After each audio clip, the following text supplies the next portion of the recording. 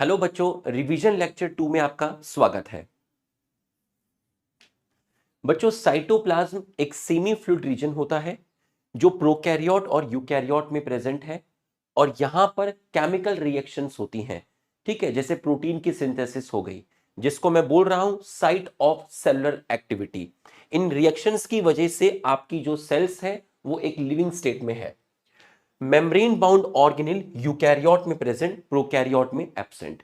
ER endoplasmic reticulum, Golgi body, lysosome, vacuole, microbody, सब में एक मेम्ब्रेन है। माइटोकॉन्ड्रिया में दो मेम्ब्रेन है।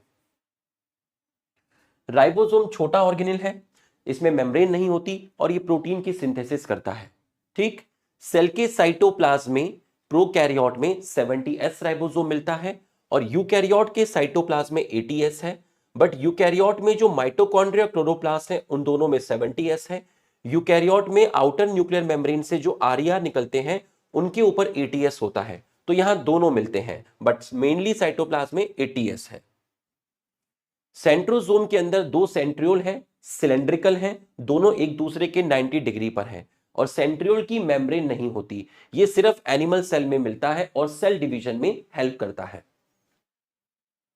प्रोकैरियोट्स मतलब बैक्टीरिया छोटे होते हैं, यूकैरियोट्स बड़े होते हैं। ये जल्दी फास्ट मल्टीप्लाई करते हैं, ये स्लो करते हैं। न्यूक्लियस, न्यूक्लियर मेम्ब्रेन और वेल डिफाइंड न्यूक्लियस और हिस्टोन प्रोटीन यहां एब्सेंट है, यहां प्रेजेंट है। यहां histone protein, non histone protein basic nature का होता है।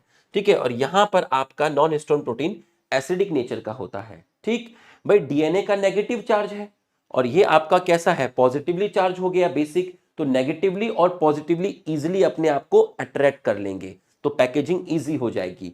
और यूकैरियोट्स में मेन पैकेजिंग में रोल नॉन हिस्टोन प्रोटीन का नहीं होता, मेन रोल होता है हिस्टोन प्रोटीन का, जिनमें पॉजिटिवली चार्ज अमीनो एसिड मिलती है और डीएनए में नेगेटिव चार्ज, तो इजीली पैकेजिंग हो जाएगी। इसका डीएनए सर्कुलर है, इसका लीनियर है। नेकेड है क्योंकि न्यूक्लियर मेम्ब्रेन से कवर्ड नहीं होता, हिस्टोन प्रोटीन नहीं मिलता। यहां डीएनए न्यूक्लियर मेम्ब्रेन से कवर्ड है। राइबोसोम 70S है, वहां दोनों है। सेंट्रोसोम एब्सेंट है, ट्रू क्रोमोसोम वर्ड यहां यूज नहीं करते। ठीक है, यहां पर सेंट्रोसोम आपका प्रेजेंट है एनिमल सेल के अंदर। साइज से फंक्शन ऑफ सेल्स वेरी करते हैं। ये अमीबा है, अमीबा के सेल में जो साइटोप्लाज्म है उसने जब मेम्ब्रेन को धक्का मारा तो मेम्ब्रेन का पोर्शन बाहर की तरफ निकल गया, जिसको बोलते हैं स्यूडोपोडिया, जो लोकोमोशन में हेल्प करता है। ये स्ट्रक्चर हमेशा नहीं पाए जाते, जब लोकोमोशन करना है तो ये स्ट्रक्चर फॉर्म्ड होते हैं। इसका मतलब शेप फंक्शन के अकॉर्डिंग चेंज हो रहा है। माइकोप्लाज्मा स्मॉलेस्ट प्रोकैरियोट है, 0.3 micrometre in length. Bacteria 3 to 5 micrometre है। ठीक, ऑस्ट्रिच एग बड़ा होता है। ठीक है, नर्व सेल्स जो होती है वो लॉन्गेस्ट सेल होती है ह्यूमन के अंदर। आरबीसी 7 माइक्रोमीटर और अलग अलग शेप आपके प्रेजेंट हो सकते हैं। प्रोकैरियोट के अंदर ये चारों आपके आ गए हैं। ठीक है, bacteria, blue green algae, mycoplasma, PPLO, दोनों एक ही चीज है। इनमें सेल वॉल एब्सेंट होती है। एक कैटल्स था जिसके लंग्स में प्लूरल फ्लूइड मिलता है, वहां पर एक ऑर्गेनिज्म मिल रहा था जो वहां निमोनिया डिजीज कर रहा था, उस ऑर्गेनिज्म को बोला गया पीपीएलओ, जो कि एक तरह का माइकोप्लाज्मा है। बैक्टीरिया अगर स्फेरिकल है तो ऐसे शेप को बोलेंगे कोकस। बैक्टीरिया अगर रॉड लाइक है तो ऐसे को बोलेंगे बैसिलस। तो ये 4 टाइप के बैक्टीरिया हैं। कोकस बैक्टीरिया स्फेरिकल होते हैं, बैसिलस बैक्टीरिया रॉड शेप होते हैं, विब्रियो बैक्टीरिया कॉमा शेप होते हैं, स्पिरिलम बैक्टीरिया स्पाइरल शेप होते हैं, जिसमें सबसे कॉमन बैक्टीरिया, सबसे कॉमन शेप ये है। प्रोकैरियोट्स का ऑर्गेनाइजेशन सिमिलर है। सभी बैक्टीरिया, सभी प्रोकैरियोट्स यूनिसेलुलर हैं, सभी प्रोकैरियोट्स में सेल मेम्ब्रेन है, सभी प्रोकैरियोट्स में राइबोसोम है, सभी का डीएनए सर्कुलर है, सभी में ऑलमोस्ट सेल वॉल है एक्सेप्ट माइकोप्लाज्मा। इसका मतलब ऑर्गेनाइजेशन सभी का सिमिलर हुआ। लेकिन क्या सभी बैक्टीरिया का शेप एक जैसा है? नहीं।